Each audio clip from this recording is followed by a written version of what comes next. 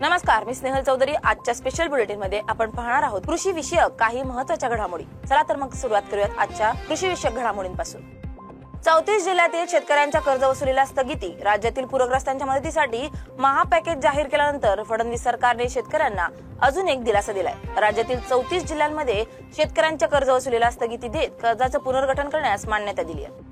पंतप्रधान मोदींकडून शेतकऱ्यांना दिवाळी गिफ्ट। पंतप्रधान नरेंद्र मोदी यांनी कृषी क्षेत्रासाठी 35,440 कोटींच्या 2 मोठ्या योजना सुरू केल्या, ज्यामध्ये डाळींच्या आयातीवरील अवलंबित्व कमी करण्यासाठी अभियानही आहे।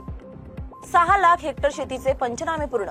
राज्यात अतिवृष्टीमुळे केवळ सप्टेंबर महिन्यामध्ये 47 लाख हेक्टर शेती क्षेत्राचं नुकसान झालं असून शासनाकडून मदतीसाठी याचे पंचनामे करण्याचं काम युद्ध पातळीवर सुरू आहे। अद्याप फक्त 6 लाख हेक्टरचं पंचनामे झाले आहेत। उर्वरित पंचनाम्यासाठी दिवाळी उजडण्याची शक्यता आहे।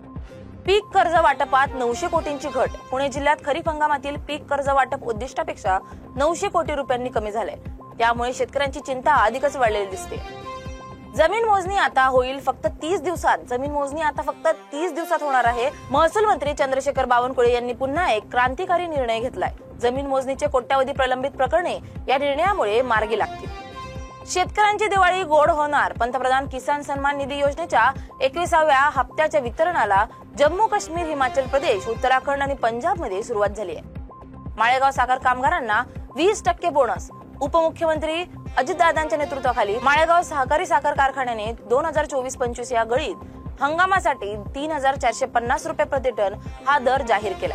तसेच साखर कामगारांना 20% बोनस देण्याची घोषणा कारखान्याच्या उपाध्यक्ष संगीता कोकरे यांनी केली आहे। मान्सूनचा परतीचा प्रवास। राज्यभरात पावसाने थैमान घातल्यानंतर आता मान्सूनच्या परतीचा प्रवास सुरू झालाय। येत्या 2 दिवसात मान्सून परतीचा प्रवास करेल असं हवामान विभागाने सांगितलंय। प्रशासनाच्या चुकीचा फटका, शेतकऱ्यांचा आरोप।